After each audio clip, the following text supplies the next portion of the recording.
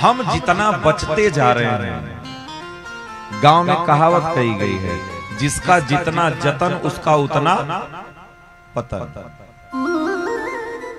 जिसका जितना जतन करेंगे उसका उतना पतन होगा। इसलिए आप इस शरीर का जतन मत करिए। इस शरीर को जानते हैं, भगवान ने इस शरीर को हीरा बना करके भेजा है। क्या? हीरा। हीरा जितना घिसा जाता है उसमें उतनी ही चमक आती है। वैसे ये शरीर एक हीरा है। आप इस शरीर को जितना खटाएंगे, इस शरीर से जितना मेहनत करेंगे, उतना आप खुश रहेंगे, प्रसन्न रहेंगे, स्वस्थ रहेंगे, एकदम निरोगी रहेंगे, एकदम निरोगी। और जितना आप इसको सुख देने का प्रयास करेंगे, ये इतना आपको रुलाएगी ना, इतना आपको कष्ट देगी ये शरीर ना, कि आप खुद ही उस शरीर कष्ट से ही आप मर जाओ, भोगते भोगते। इसलिए इस शरीर को सुख मत दीजिए। जिसने जिसने भी सुख दिया इस शरीर को, उसकी दुर्गति जाकर के देख, जाकर के देख। इसलिए इस शरीर से मेहनत करो, शरीर से मेहनत करो। और आज घर में तो विवाह के बाद 2 महीने के बाद बंटवारा शुरू। बहू कहती सुनो, हम यहां नहीं रहेंगे, बड़ी दिक्कत कर रही तुम्हारी माई, बहुत परेशान कर रही, हम घर में नहीं रहेंगे, हम तो बाहर रहेंगे। किस लिए? केवल 4 रोटी बनाने के लिए और सब्जी बनाने के लिए। कोई काम नहीं। पूरे दिन में 2 बार खाना बनाना होता है, उतने में उनके प्राण चले जाते हैं, प्राण चले जाते हैं। तो इसलिए कहते हैं हमारे बाप दादा, हमारे दादा दादी, हमारे पूर्वज बहुत अच्छे थे। जिनको आप अनपढ़ बोलते हैं ना, जिनको आप अनपढ़ गंवार बोल करके कि उनको कुछ नहीं आता, वो एक बेकार थे, वो आप लोगों से 1000 गुने अच्छे थे, 1000 गुने अच्छे थे।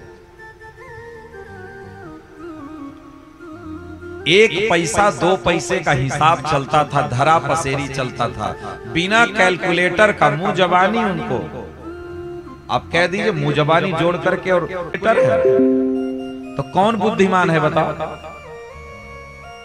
आज कैलकुलेटर वाले बुद्धिमान है, हमारे बाप दादा बुद्धिमान थे, बिना पढ़े वो इतना ब्रिलियंट थे। और आज पढ़कर के ही गंवार होते जा रहे हैं, पढ़कर।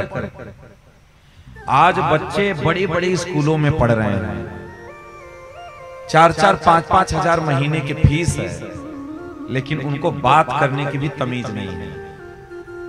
बड़े बड़े स्कूलों में पढ़ रहे हैं, उनको बात करने की तमीज नहीं है कि अपने माता पिता से कैसे बात किया जाता है, अपने बड़े भाई से कैसे बात किया जाता है, अपने चाचा चाची या बड़े पिता बड़ी अम्मा से या दादी से दादा से कैसे व्यवहार किया जाता है, पता नहीं, कोई जानकारी नहीं उनके अंदर। और बहुत बड़ी स्कूल में पढ़ते हैं, सुबेरे तैयार होंगे तो टाई बेल्ट जूता मोजा, हो क्या बात है, ऐसा लगता है कि राजा साहब के दुलारे जा रहे हो पढ़ने। बताओ, अगर उसके अंदर संस्कार नहीं आ रहा है, अगर उसको बात करने की तमीज नहीं आई, अगर उसको बड़ों के साथ व्यवहार करने का अगर उसके अंदर तमीज नहीं आया, तो हम तो कहते हैं उसको नाम कटवाए के प्राइमरी में लिखवाए दो, सरकारी स्कूल में लिखवाए, वो वहीं पढ़ने लायक। इसलिए बच्चों को केवल किताबी ज्ञान मत दो। मैं कल भी चर्चा किया था, उनको जानते हैं माँ बाप की आवश्यकता है, माँ बाप। और आज छोटे छोटे बच्चों को लोग ले जाकर के हॉस्टल में डाल दे रहे हैं। बिल्कुल नहीं, 10वीं क्लास तक बच्चे को माँ बाप की आवश्यकता पड़ती है, माँ बाप की। अपने पास रह करके बच्चों को पढ़ाई। और ये कभी मत सोचना कि छोटे स्कूल में पढ़ करके हमारा लड़का कुछ नहीं पढ़ कर पाएगा। प्राइमरी में पढ़ करके लोग डीएम एसपी अधिकारी बने, न जाने कितने होंगे आसपास। इसलिए कहने का मतलब है कि हम सुख की तरफ नहीं, हम दुख की तरफ जाते हैं, दुख की तरफ जाते हैं।